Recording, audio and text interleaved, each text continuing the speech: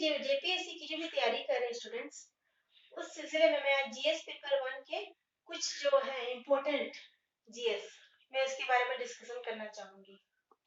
मुझे ये एग्जाम के दृष्टिकोण से काफी महत्वपूर्ण लगे, जो आपके एग्जाम जेपीएससी जो एग्जाम है आपके जो 2 मई को होने वाले उस हिसाब से मैंने तो काफी इसका अध्ययन किया हुआ है और मैं आपको बताने जा रही हूँ। जैसे कि पहला क्वेश्चन है, राज्य के राज्यपाल द्वारा जारी अध्यादेश का अनुमोदन होना आवश्यक है। ये आप लोग पॉलिटी में भी पढ़ेंगे और झारखंड के मेंस पेपर में भी ये पढ़ेंगे कि राज्य के राज्यपाल द्वारा जारी अध्यादेश का जो अनुमोदन होता है वो किसके द्वारा आवश्यक होता है, तो राज्य विधानमंडल द्वारा। आप हमेशा याद रखिएगा, राज्य के राज्यपाल द्वारा जो अध्यादेश का जो अनुमोदन होना आवश्यक होता है वो राज्य के विधानमंडल द्वारा। जैसा कि ऑब्जेक्टिव क्वेश्चन में और भी इसमें आपको ऑप्शन दे सकते हैं, राष्ट्रपति द्वारा, प्रधानमंत्री द्वारा और राज्यसभा द्वारा, लोकसभा द्वारा। तो आप राज्य विधानमंडल द्वारा जो लिखा गया है इसे आप टिक करेंगे। और एक और बात मैं बताना चाहूंगी कि आप सब आर्टिकल अच्छे तरह से याद कर ले कि राज्य के राज्यपाल द्वारा जो जारी अध्यादेश जो होता है इसका अनुमोदन, ये आपके आर्टिकल 213 में है। इसमें आप कंफ्यूजन नहीं करें, राज्यपाल द्वारा जो जारी अध्यादेश होता है वो आर्टिकल 213 यानी 213 में, और राज्य के राष्ट्रपति द्वारा जो अध्यादेश जारी होता है वो हमारे आर्टिकल 123 में। तो 213 और 123 में कभी कंफ्यूजन ना करें। दूसरा क्वेश्चन है, हड़प्पा सभ्यता का कौन सा स्थल भारत में नहीं है? जैसे मैं आप लोग को ऑप्शन दे देती हूँ, राखीगढ़ी, लोथल, पंजाब, ये सब। तो सब आप याद रखिएगा कि इसका आंसर होगा बालाकोट, जो भारत में नहीं। ये कहाँ है आपके वर्तमान में? ये हमारा बालाकोट पाकिस्तान में है, जो अरब सागर के टच करता हुआ एक छोटा सा प्रांत है।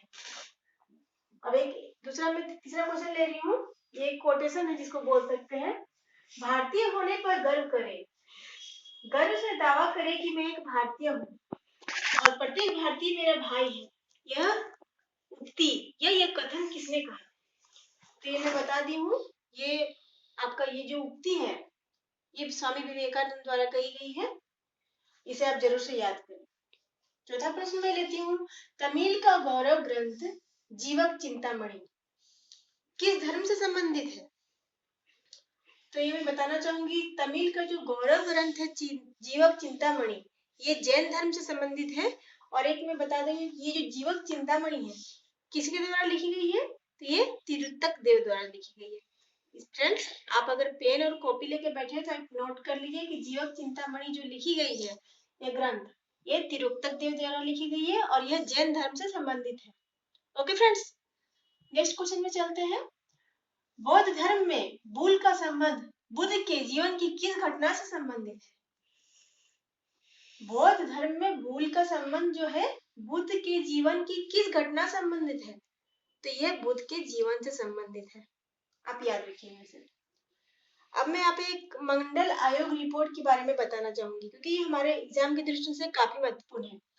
मंडल आयोग रिपोर्ट जिसका संबंध है अन्य पिछड़े वर्ग से, ये आप नोट कर लीजिए। इसका संबंध है अन्य पिछड़े वर्ग से और इसका गठन जो हुआ है 1979 ईस्वी में भारतीय जनता पार्टी द्वारा किया गया था और 1980 ईस्वी में सरकार को अपनी रिपोर्ट, इस मंडल आयोग ने अपनी रिपोर्ट 1980 में सरकार को दी थी। और 1989 में जो तत्कालीन प्रधानमंत्री थे बीपी सिंह, विश्वनाथ प्रताप सिंह, उन्होंने इस मंडल आयोग की रिपोर्ट को लागू करने का प्रयास किया था, फिर भी ये नहीं हो पाया था। और ये कब लागू हुआ? 1993 ईस्वी से इसे लागू कर दिया गया। तो आप याद रखिएगा, मंडल आयोग रिपोर्ट जिसका संबंध है अन्य पिछड़े वर्गों के लिए, और ये 1993 ईस्वी से लागू किया गया, परंतु इसका गठन 1979 ईस्वी में ही किया गया और 1980 में सरकार ने को इसने अपनी रिपोर्ट भी सौंपी थी।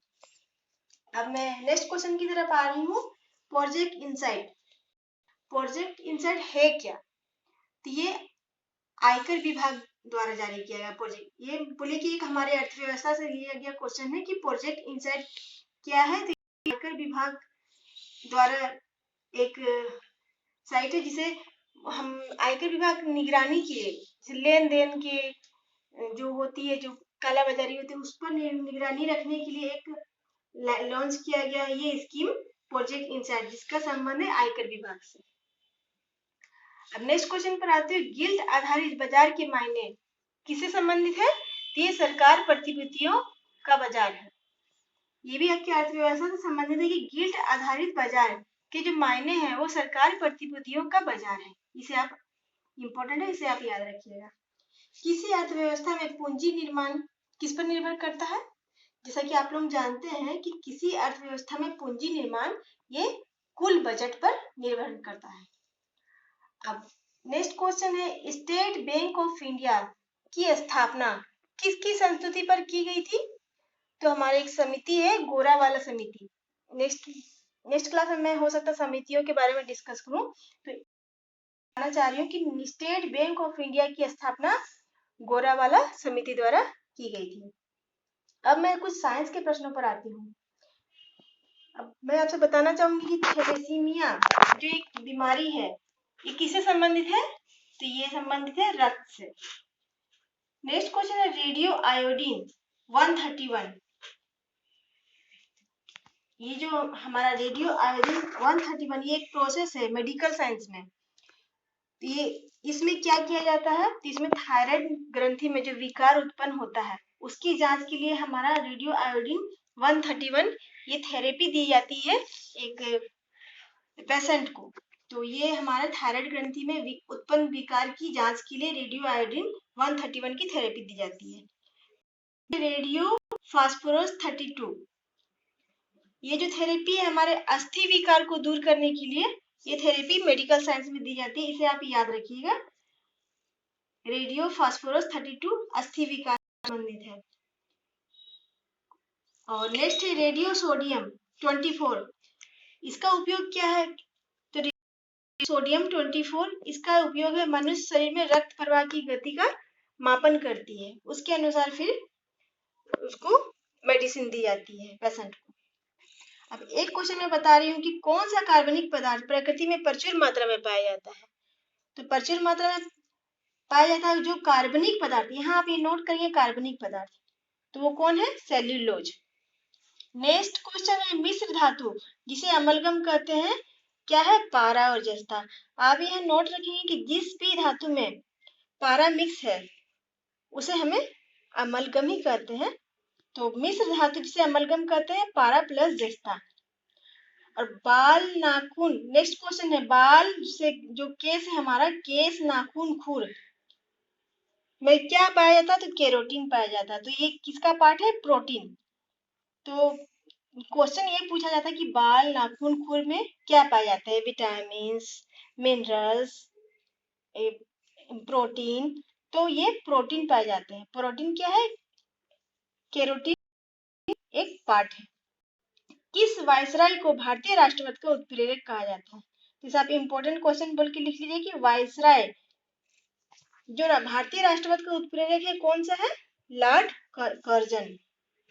नेक्स्ट क्वेश्चन, और ये मेरा अंतिम प्रश्न होगा, राजनीतिक स्वतंत्रता राष्ट्र की प्राणवायु है, ये किसने कहा था? कोटेशन है, राजनीतिक स्वतंत्रता राष्ट्र की प्राणवायु है, इसे कहा था अरविंद घोष, जो अलीगढ़ बम कांड से आए थे जेल के बाद। तो उन्होंने ये कहा था कि जब उन्हें जेल में बंद कर दिया गया था अलीगढ़ बम केस में, उसके बाद उन्होंने कहा था कि राजनीतिक स्वतंत्रता राष्ट्र की प्राणवायु है। उनका ये कोटेशन काफी महत्वपूर्ण है और याद रखिएगा, इसको जो कहा था अरविंद घोष। ओके फ्रेंड्स, मिलते हैं नेक्स्ट क्लास में, तब तक के लिए धन्यवाद। अगर आपको ये क्लास पसंद आई हो तो लाइक और सब्सक्राइब और शेयर जरूर करें। Thank you.